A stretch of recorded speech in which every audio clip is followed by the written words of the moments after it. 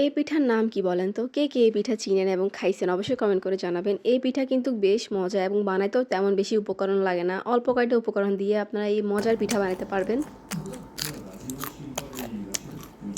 Hello, আসসালামু আলাইকুম। This is me Bapri. আশা করি আপনারা সবাই ভালো আছেন। আজকে আমি আপনাদের সাথে আসছি নতুন একটা পিঠার রেসিপি নিয়ে। এই পিঠা বানাইতে আমাদের প্রথমত লাগবে কলা। আমাদের বাসায় কলা ছিল, নষ্ট হয়ে যাচ্ছিল, তো ভাবলাম যে পিঠা বানাই ফেলি। কলার সাথে আরও লাগবে নারকেল কুচি, গরুর দুধ, বাটালি গুড় এবং যেটা মোস্ট ইম্পর্টেন্ট সেটা হচ্ছে চালের গুঁড়ি। প্রথমত আমি দুধটাকে ভালো করে জাল করে নিয়েছি। তারপর পরিমাণ মতো যতটুকু লাগবে আমি একটা বাটিতে নিয়ে ভালো করে ঠান্ডা করে নিচ্ছি। তারপর পরিমাণ মতো বাটালি গুঁড়ো অ্যাড করতেছিলাম এই দুধের সাথে এবং ভালো করে মিক্স করে নিতে হবে যেন গলে যায়। যে যেমন মিষ্টি খান আপনার ওরকম ভাবে বাটালি গুড়টা দিবেন। তারপর এক এক করে প্রত্যেকটা উপকরণ দিয়ে দিবেন এবং কলাকে ভালো করে হাত দিয়ে আমি ম্যাশ করে তারপরে দিয়েছি। তারপর পরিমাণ মতো নারকেল দিয়েছি। আপনারা যে যেমন পছন্দ করেন, বেশি দিলেও সমস্যা নাই। তারপরে দিয়েছি চালের গুঁড়ি। চালের গুঁড়ি দিয়ে এটাকে ভালো করে মিক্স করে নিচ্ছিলাম আর স্বাদ মতো লবণ। আবার ভালো করে মিক্স করে নিতে হবে। তারপর হয়ে গেছে আমার পিঠার আটাটা রেডি। এখন আমি চুলায় বসাবো। আর আপনারা দেখছেন আমি কিভাবে চুলায় বসাইছি এবং খুবই চুলায় বসানোর পরে চুলার আঁচটা কিন্তু বাড়ানো যাবে না, কমাই দিবেন। তো আস্তে আস্তে ভিতর থেকে একদম ভালো মতো পারফেক্ট ভাবে হবে। আমাদের পিঠাও একদম পারফেক্ট ভাবে হয়েছে, বাট একটু নিচে দিয়ে লেগে গেছে। আর এই নিচের এই পোড়াটা কিন্তু আমার খাইতে বেশ মজা লাগে। এই পিঠাটার নাম হচ্ছে বিবিখানা পিঠা, মানে আমাদের এদিকে বিবিখানা পিঠা বলে বা হানকি হিডা বলে, মানে হানকি পিঠা। আপনারা এই পিঠাকে কি নামের চিনেন, মানে এই পিঠার নাম কি আপনাদের ওইদিকে অবশ্যই কমেন্ট করে জানাবেন। আর কারা কারা এই পিঠা খেয়েছেন, আর যারা খেয়েছেন তারা অবশ্যই আমাকে রিভিউ দিয়ে যাবেন যে আপনাদের থেকে এই পিঠা কেমন লাগে। আমার থেকে বেশ মজাই লাগে। আমি পরে এই পিঠাকে আরো বেশি পুড়ে ফেলছি আর এখন বেশি খেতে মজা লাগতেছে। আমার থেকে পোড়া জিনিস এমনিতেই খেতে মজা লাগে।